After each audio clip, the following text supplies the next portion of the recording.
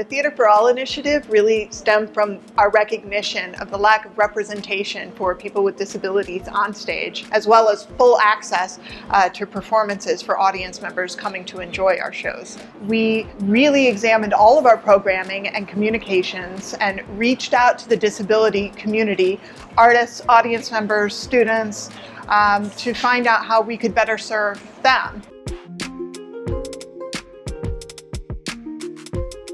Embracing the idea that disability is part of this broader scope of diversity.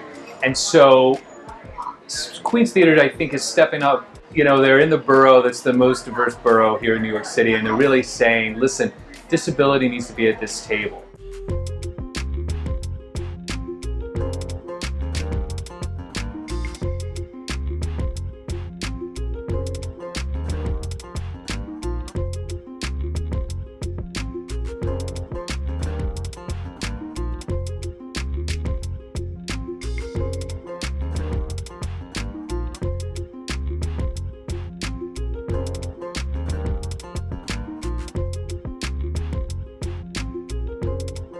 So Theater for All is really, it's encompassing everything, and it's moving the entire conversation of inclusion forward. We've actually done a variety of programming that involves actors with disabilities, playwrights with disabilities, and we'll be continuing that this fall. This group is about inclusion, it seems.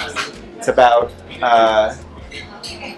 finding artists who have particular voices and allowing those voices to be heard.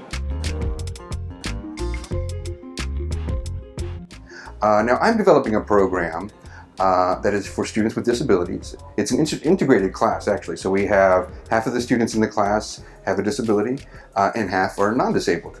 And it is a playmaking class, so these kids are all coming together, they're accepting each other's ideas, and they're creating an original play based on their own themes.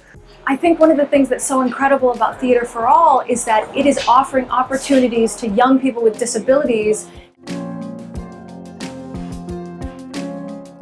I had the great fortune of being brought on as a crew chief for Lincoln Center's Big Umbrella Festival, where we brought in 2 companies that specifically develop entertainment for young people on the spectrum.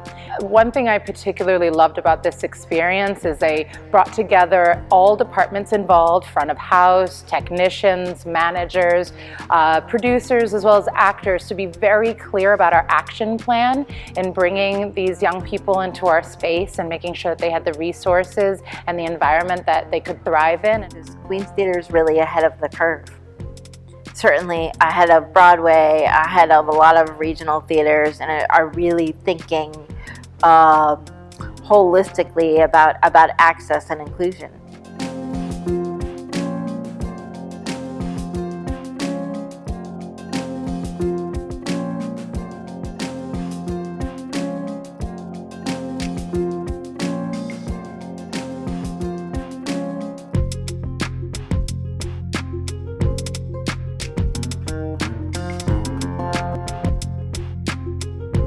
Our Theater for All initiative, there are multiple parts to it, but in understanding that we need to better serve people with disabilities, you realize it all has to happen. If we're going to have a performance program for middle school children with disabilities, we want to make sure that they can come and enjoy shows at the theater and that we have the accessibility services they may need.